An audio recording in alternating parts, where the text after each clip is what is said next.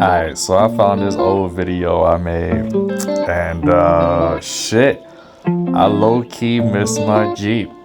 But I'm thinking about maybe putting that tent on the back of the new Jeep, or just get a custom trailer and start new memories. I think the Jeep was the most funnest vehicle I think I've ever had, and it does a lot. It brought me through a lot of adventures and road trips and shit. This shit can last, I'll tell you that much. It went 5 years without a transmission flush before it went to shit. I kind of killed it myself, but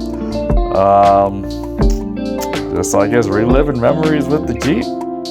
I ran into some old videos. That's the tent that I put on it, and it was a good tent. I was planning to put a TV in there somehow. Didn't work out.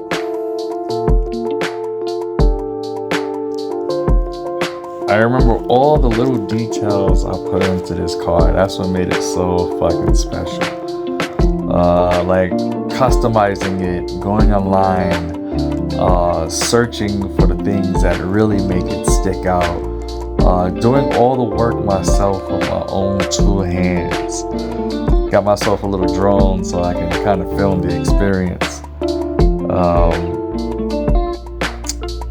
I went in, and I'm gonna go in on this vehicle too, the Gladiator, the new one. So I can't wait for the adventures that are yet to come. It was the small details that meant the most to me.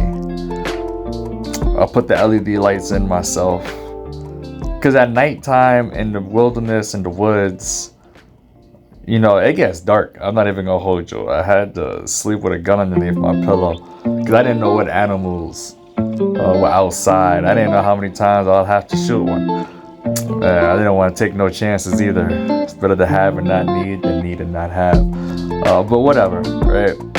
I did the lights. That shit was fire. Really simple. I had my little pockets. I was gonna put the TV somewhere on the top, like right there.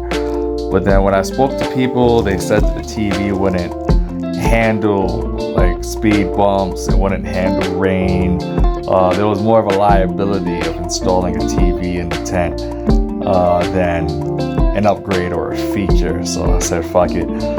I take the L, whatever.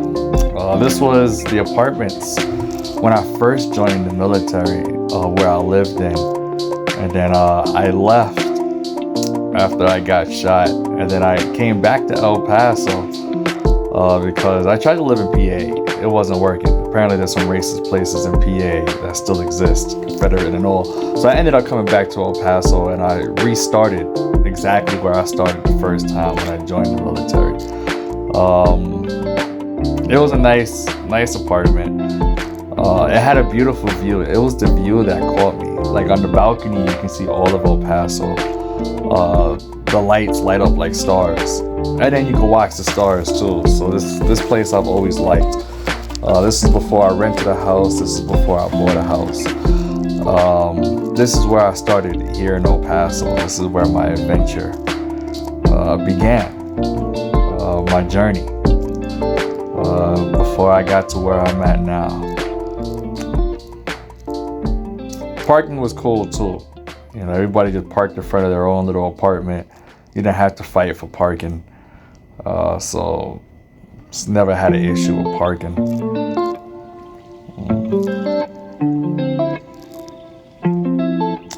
Yeah, I got that little custom ladder. Originally I had a ladder that came with it, and then a crackhead stole it.